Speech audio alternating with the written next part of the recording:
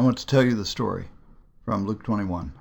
There will be signs in the sun, the moon, and the stars, and on the earth distress among nations, confused by the roaring of the sea and the waves. People will faint from fear and foreboding of what is coming upon the world, for the powers of the heavens will be shaken. And then they will see the Son of Man coming in a cloud with power and great glory. Now when these things begin to take place, stand up and raise your heads, because your redemption is drawing near. Then he told them a parable. Look at the fig tree and all the trees. As soon as they sprout leaves, you can see for yourselves and know that summer is already near. So also when you see these things taking place, you know that the kingdom of God is near. Truly I tell you, this generation will not pass away until all things have taken place. Heaven and earth will pass away, but my words will not pass away. Be on guard, so that your hearts are not weighed down with dissipation and drunkenness and the worries of this life, and that day catch you unexpectedly like a trap. For it will come upon all who live on the face of the whole earth.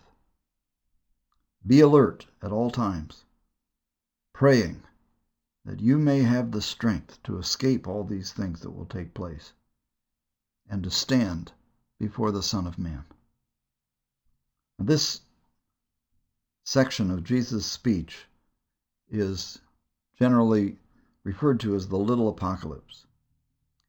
It's the last major speech by Jesus prior to the Passion narrative in the Gospel of Luke. And it follows the prophecy of the destruction of the temple, which in turn Jesus says in response to the disciples' admiration and delight at the wonders of the temple. It also follows the prophecy of the destruction of Jerusalem in the speech itself, which in the time of Luke's gospel has happened only 10 to 20 years before the composition of the gospel. That is, this story and major elements of its prophecies that precede this section have already taken place for Luke's audience. They know that many of the things that Jesus prophesied in this little apocalypse have already taken place. Another comment about Luke's version of this little apocalypse. Luke's version of this speech is much more specific than that in Mark and Matthew. And there are ways in which it is less ambiguous. It is a speech that envisions what is going to happen in the near future for Luke's audience. Now, in terms of the style of recital of this story, this is addressed to us as disciples. Now, this is Jesus talking calmly, objectively, compassionately with his disciples, sitting on the Mount of Olives overlooking the temple. It is an opportunity for us as storytellers to present Jesus as one who both knows what is coming in the future and of one who is utterly confident. So the tone of Jesus' speech is that he is setting all things in perspective. It's quiet, confident, strong. What he foresees is chaos, and that is precisely what has happened for Luke and his audience. The Jewish War of 66 to 70 AD was a time of unprecedented chaos in Palestine and among the peoples of the diaspora communities of Judaism all over the Greco-Roman world.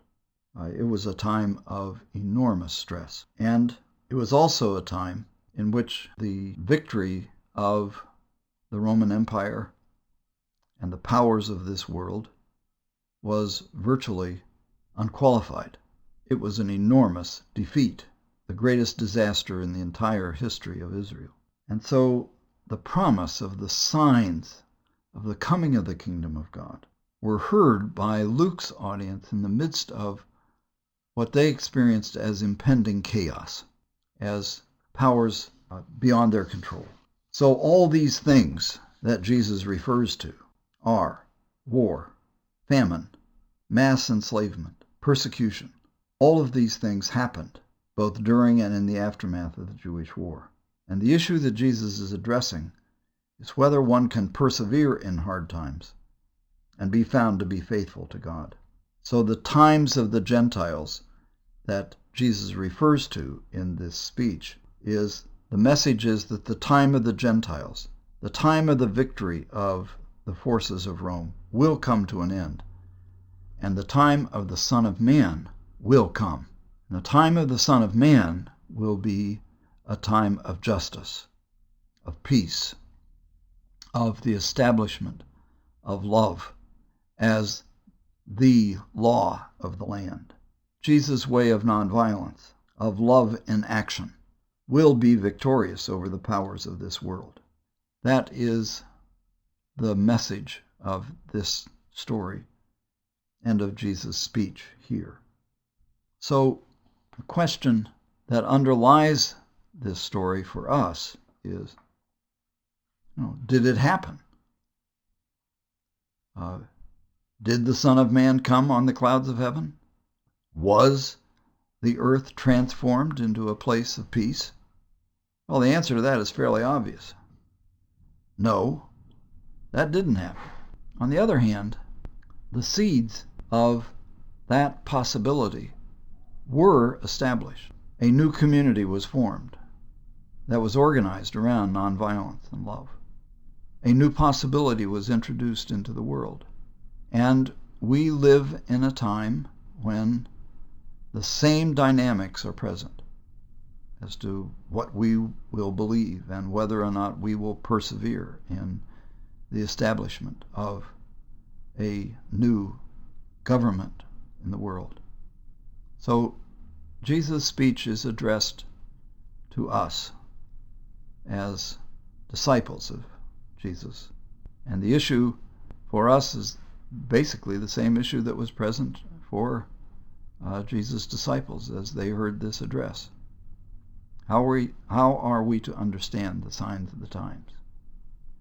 And how will we respond?